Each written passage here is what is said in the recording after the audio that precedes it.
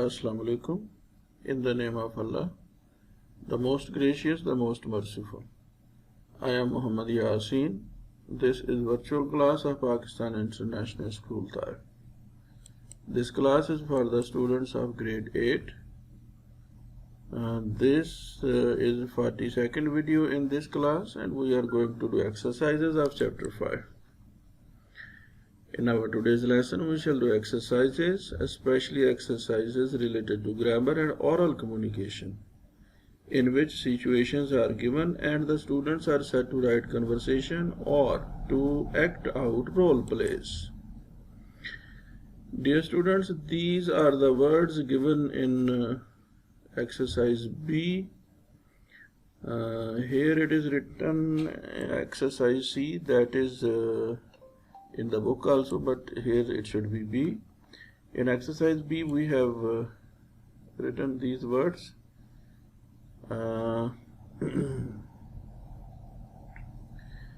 As we have discussed before, some words have negative connotation, some have positive connotation. For example, gaze. The cow gazed the grass in delight. Gaze is positive connotation, has positive connotation. Stare, stare is negative. Salma stared at him in anger. Yes, in anger is negative feeling, negative connotation. Shine is positive. The stars are shining in the sky. Glare, glare means shine also, but it has negative connotation, negative meaning. The sun is glaring with full force.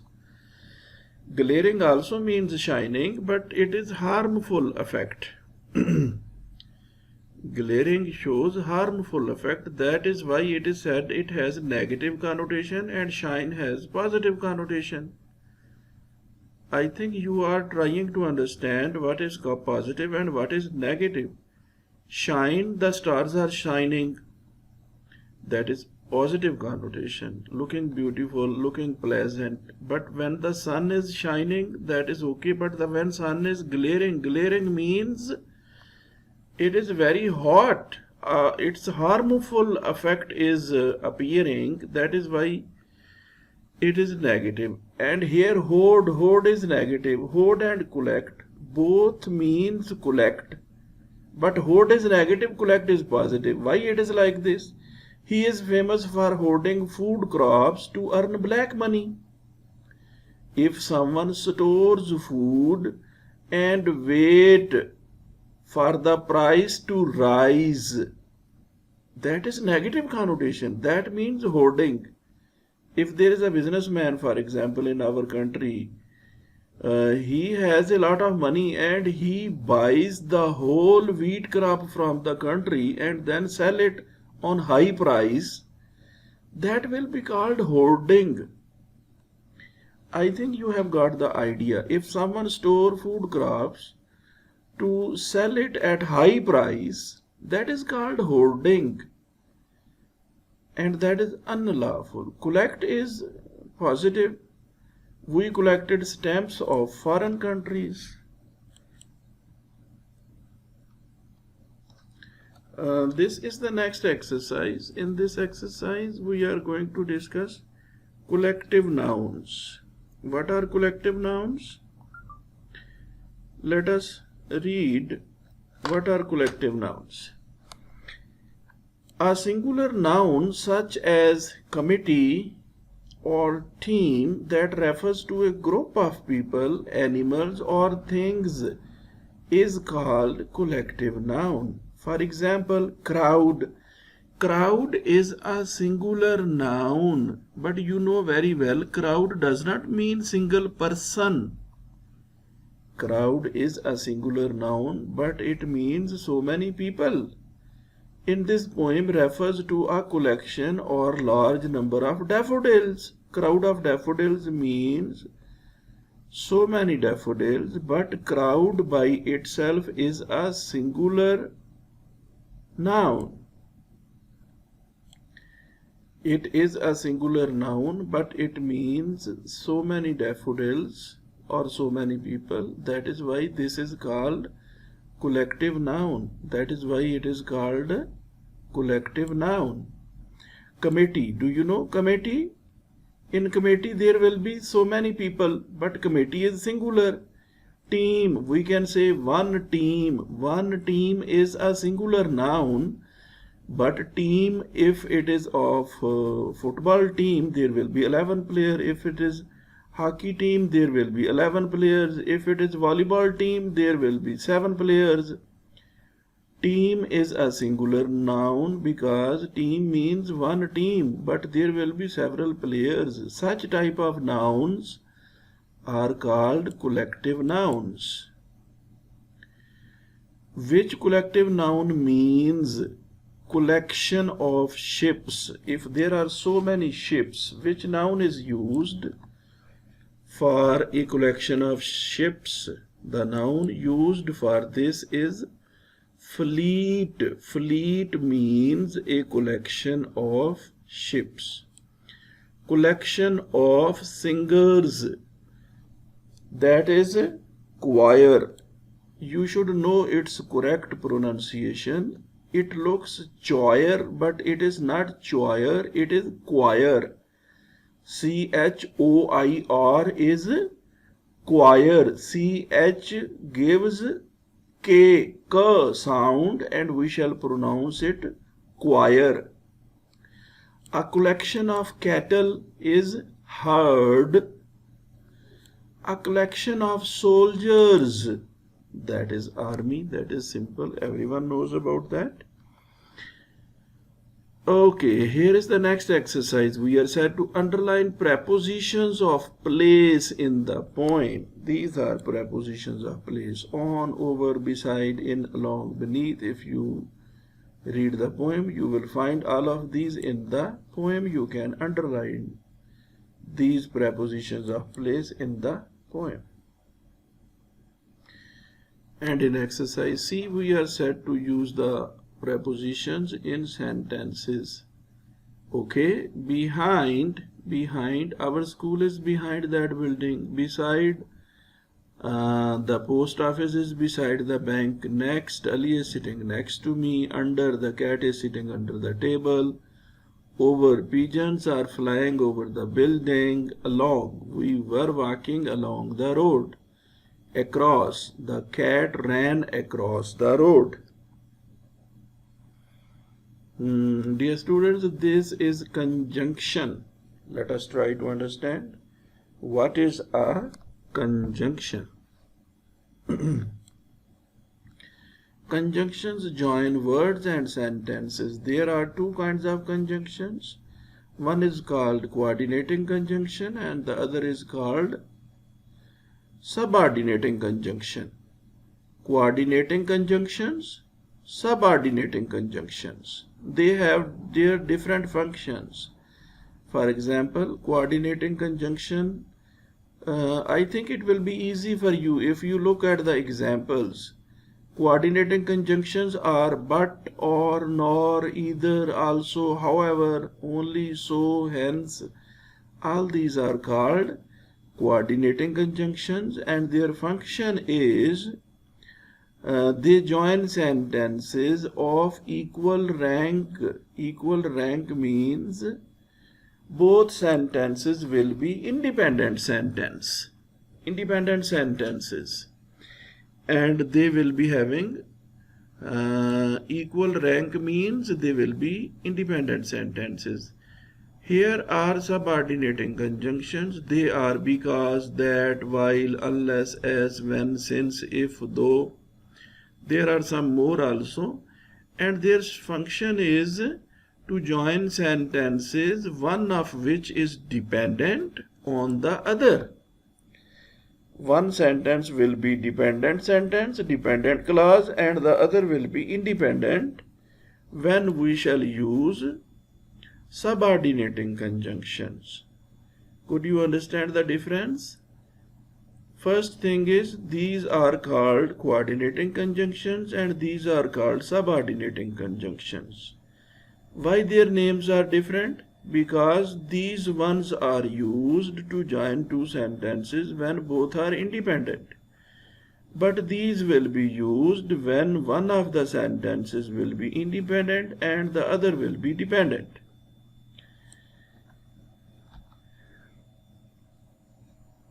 Fill in the blanks with appropriate conjunctions. He ran fast, but he missed the train. Wait until I return. We can write here till I return. Work hard unless you should fail. I did not come because you did not invite me. You will get a prize if you deserve it. This is exercise E. Use any 5 coordinating conjunctions and any 5 subordinating conjunctions in sentences of your own. Dear students, I have given here some detail. For example, coordinating conjunctions. You know very well, coordinating conjunctions are for, and, nor, but, or, yet, so. We cannot learn them. We cannot memorize. We want to memorize them. To memorize these coordinating conjunctions, here is a rule. You memorize this one word, that is fanboys. If you want to learn to memorize coordinating conjunctions, you should memorize this one word,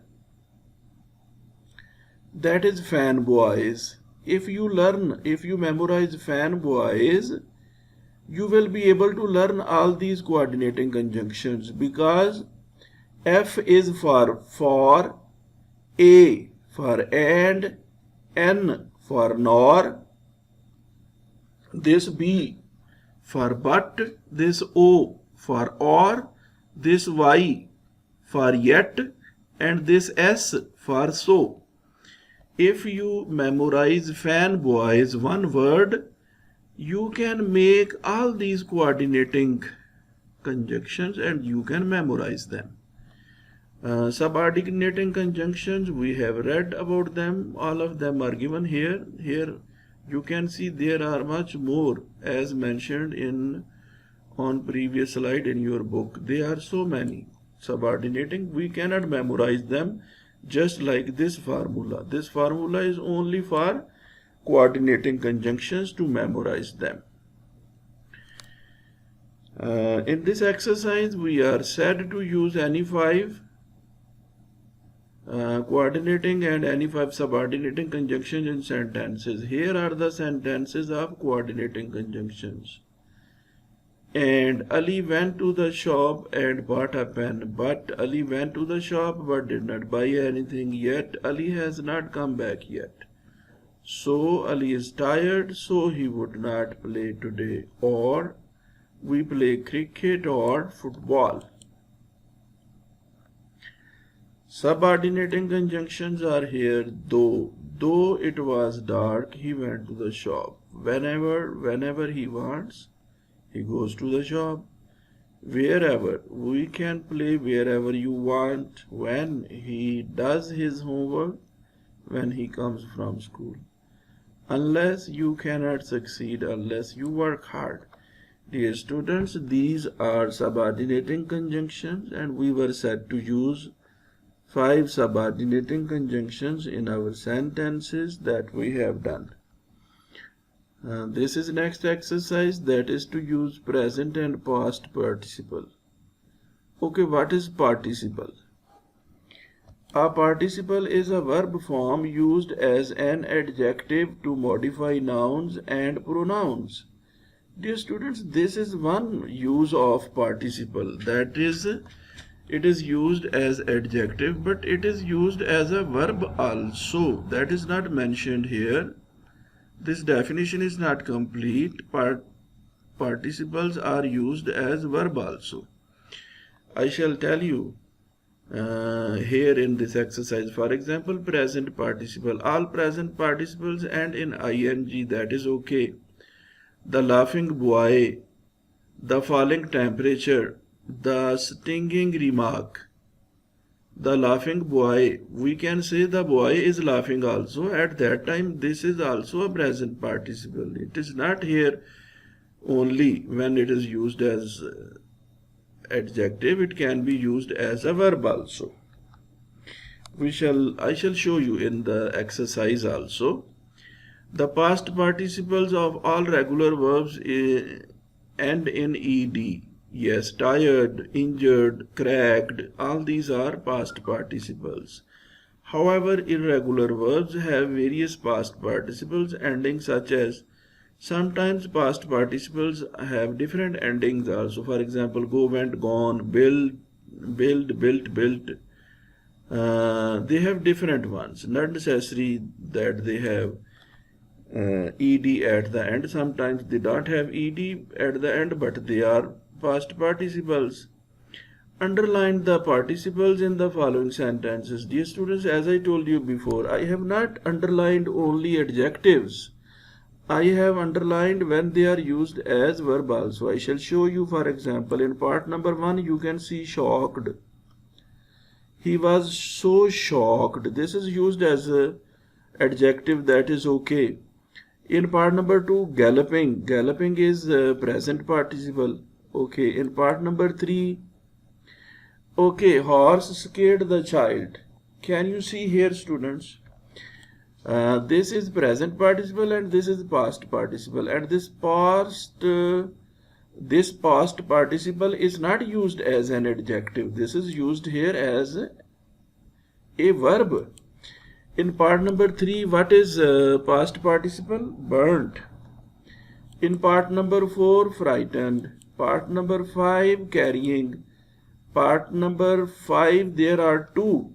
Carrying is present participle and stolen is past participle.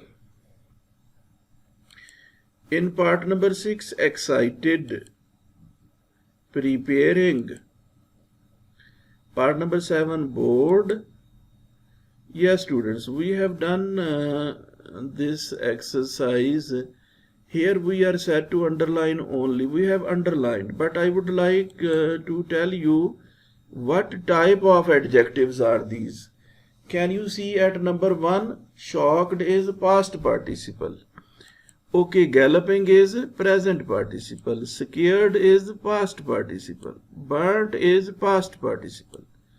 Frightened, past participle. Carrying, present participle.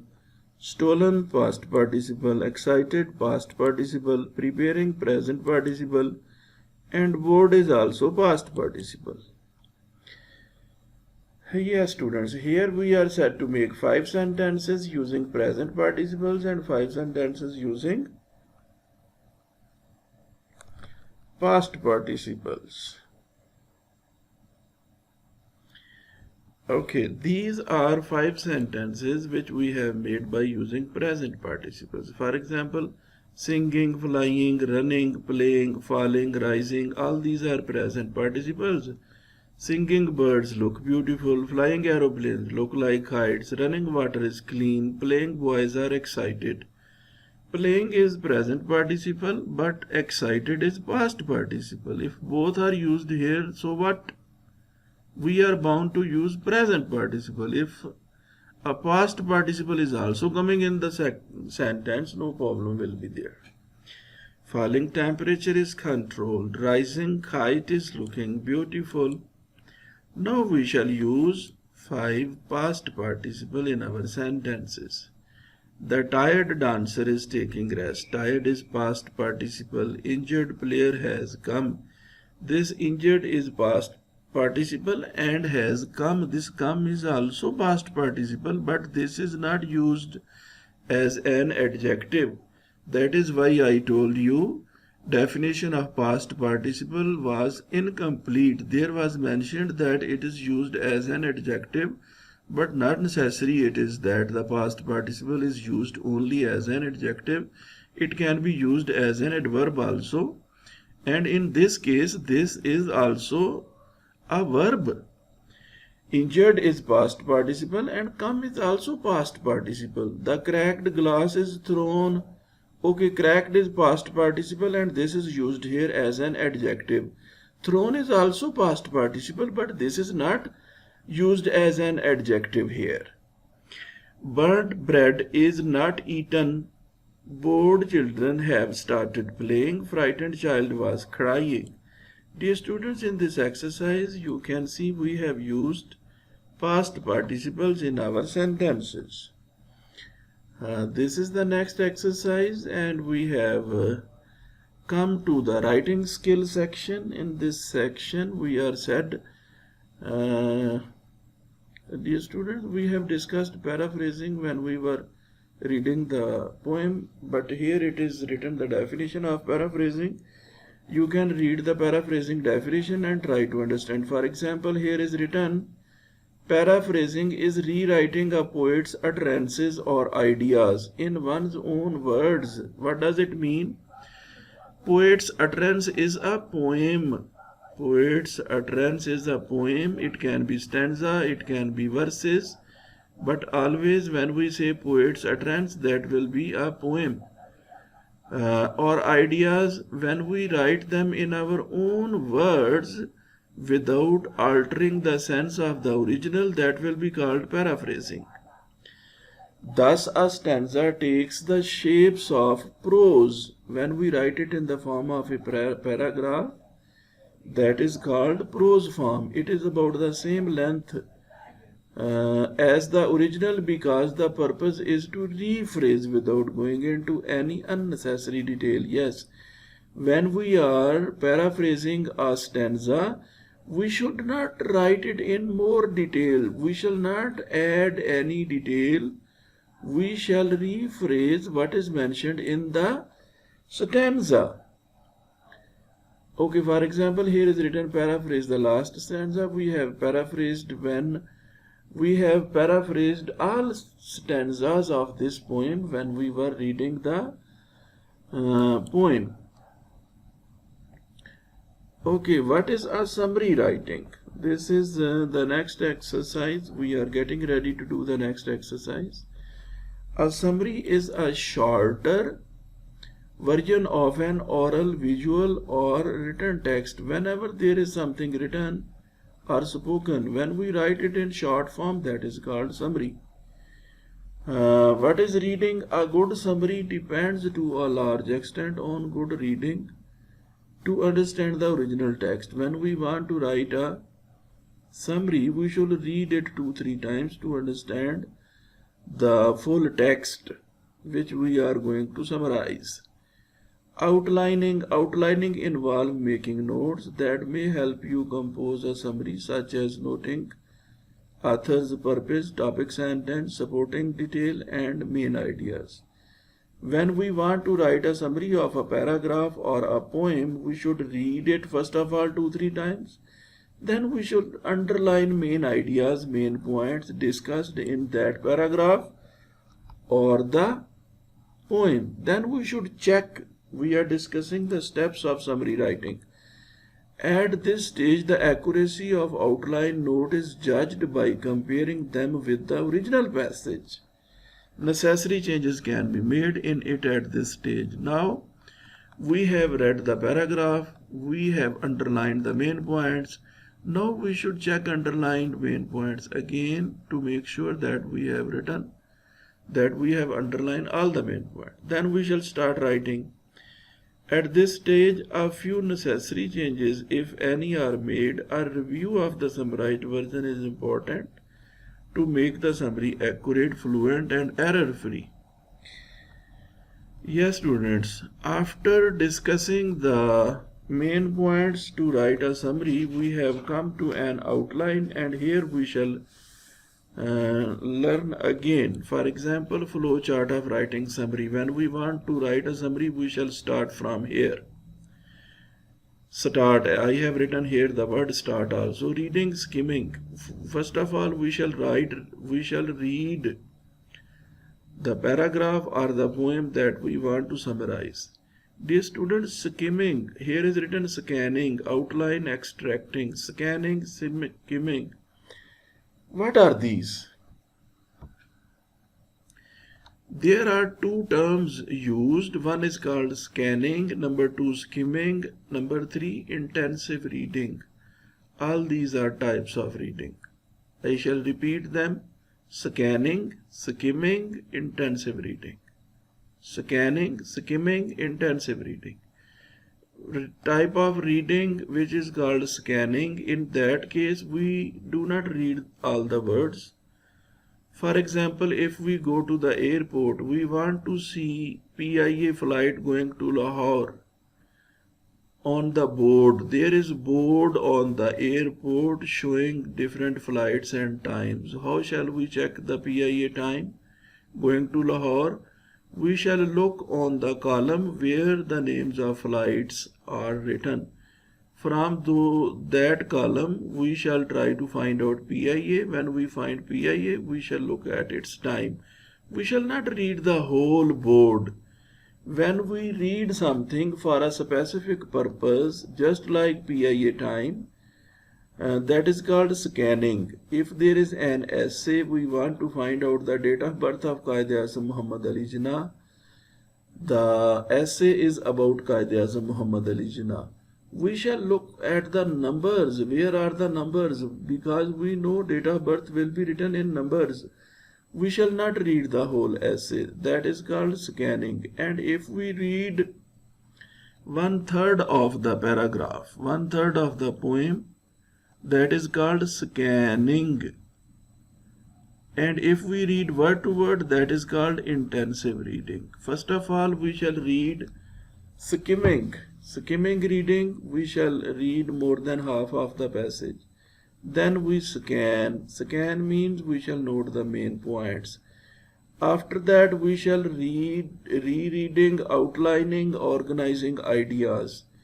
We shall note the main ideas and we shall organize them to write the summary. Checking, then we shall check, have we noted all the points? After that, we shall write the first draft. Then we shall check it and write rechecking, ensure precision, compactness. We shall try to find out its content quantity is enough. Then we shall read skimming. Once again we shall read, and after that final revision, and that will be our final draft when we want to write a summary. This is the method to write a summary, and here we are set to write the summary of the poem. You can read this summary. You will find out that we have added all the points mentioned in the poem. For example, the speaker says that while wandering like a cloud floating above hills and valleys, he encountered a field of daffodils beside a lake. The dancing, fluttering flowers stretched endlessly along the shore, and though the waves of the lake danced beside the flowers, the daffodils outdid the water in glee. The speaker says that a poet could not help but be happy in such a joyful company of flowers. He says that he stared and stared, but did not realize what wealth the scene would bring him. For now, whenever he feels vacant or pensive, the memory of flashes upon that inward eye, that is bliss of solitude, and his heart fills with pleasure and dances with the daffodils. Dear students, this is the summary of this poem. It is just like as we learned. Dear students, here is oral communication. Express satisfaction, dissatisfaction. Okay, here we are given useful phrases to express satisfaction. When we are satisfied, usually we use these phrases. We shall say, yes, please, really, I am happy, I trust it. If we are not satisfied, we shall say, no, please, I am sorry, you disappointed me. We shall use such type of sentences. This is the next exercise. We are set to use language satisfaction and dissatisfaction. And here are three different situations. We are set to write role play. Role play. Role play is a dialogue that is written first, then it is acted, it is performed. For example, there is father. Father is dissatisfied with the performance of his son in the matriculation exam. However, the son shows satisfaction over his result. Then This is the situation. Let us read all these situations. Second situation is you are satisfied with your performance in the debate, but your teacher is not satisfied. Number 3 is your friend is satisfied in getting cricket match ticket.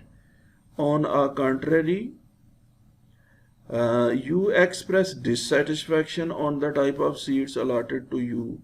You are with your friend, you have bought tickets, you are not satisfied, but your friend is satisfied. We shall write 3 dialogues in this exercise. I shall show you first of all the first dialogue. For example, what is here? Father. It is between father and son. Father is not satisfied by the result. Father is saying, Ali, what happened to your result? Son is saying, yes, I will check my email. Father is saying, I will check it with you. Son is saying, well, I have checked already. Father, then why did you lie? Son, because I did not get good marks. Father, did you pass or not? Son, yes, I passed, but I didn't get good marks. Father, what is the reason behind that? Son, this is XYZ subject. I didn't write here any name of the subject. You can write if you want. I find it very hard to understand. Father, why didn't you discuss with me earlier? I should have arranged a tutor. Son, I was too scared to ask. Scared mean I was afraid.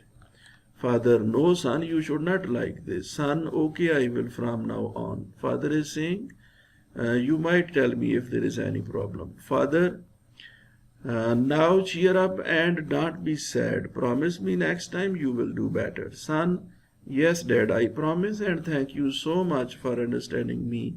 You are the best dad in the world. Dear students, I have written this dialogue here. You can do it by yourself of your own. This is the second situation. In second situation, there is a dialogue between teacher and student regarding students' performance in debate competition. Dear students, when we have written dialogue, we can perform it in the class by standing in front of the class. For example, here is student and teacher. One student will become teacher and one student will be student. They both will act. They both will read these lines. That is called role play. That is called role play. They will read their own lines and that will be called role play. They will perform it in front of the class. I have written these 2 dialogues. I have not written the third one. You will write by yourself the third one. For example, there you are not satisfied, your friend is satisfied by the tickets. You can say, look, the tickets are here. From here we cannot see the bowler very correctly. Your friend will say, we are in the middle. From here we can see the batsman as well as the bowler. Your friend will say, no, this is very far from the wicket. Your friend will say, this was the better option only. You will discuss with your friend about the ticket. And remember, you will show dissatisfaction, your friend will show satisfaction. Dear students, in your homework, you will do all these exercises in your notebook, which are done today. That is all from our today's lesson. See you later. Goodbye.